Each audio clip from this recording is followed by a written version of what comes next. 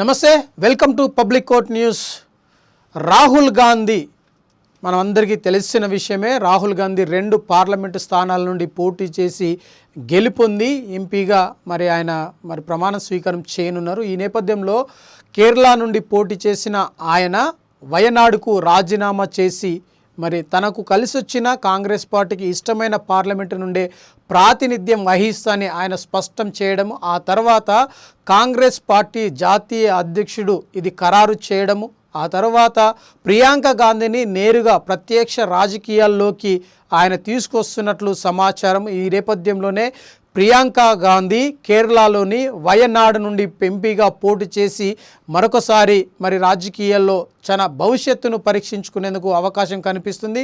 ఇప్పటికే ఒకవైపు మనం చూడొచ్చు, ఏపీలో రాజశేఖర్ రెడ్డి కొడుకు ఎవరైతే జగన్మోహన్ రెడ్డి, ఇటు షర్మిల ఏ విధంగా అయితే అన్న గెలుపు కోసం ప్రయాసపడింది, ఆ తర్వాత ఆయనకు అధికారం వచ్చిన తర్వాత అన్నకు దూరమైంది. కానీ ఇప్పుడు ఆ పరిస్థితి ఇక్కడ సెంట్రల్లో కనిపిస్తుంది, అది కాంగ్రెస్ పార్టీలో కనిపిస్తుంది.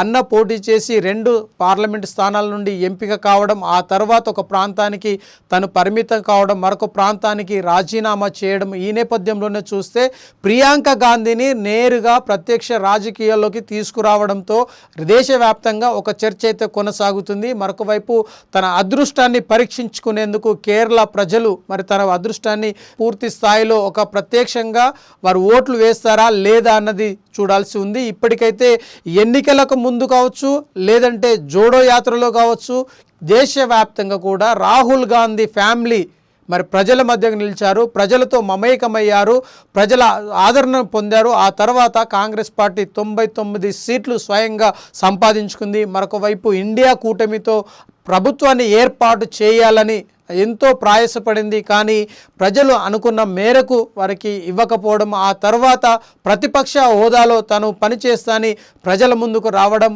ఆ తర్వాత ఇటువంటి పరిస్థితులను పరిణామాలు చోటు చేసుకున్న విషయం మనకు తెలిసిందే. ఈసారి ప్రియాంక గాంధీ కేరళ నుండి పోటీ చేస్తే ప్రజలు తనకు పట్టం కడతారా లేదా అన్నది వేచి చూడాల్సి ఉంది.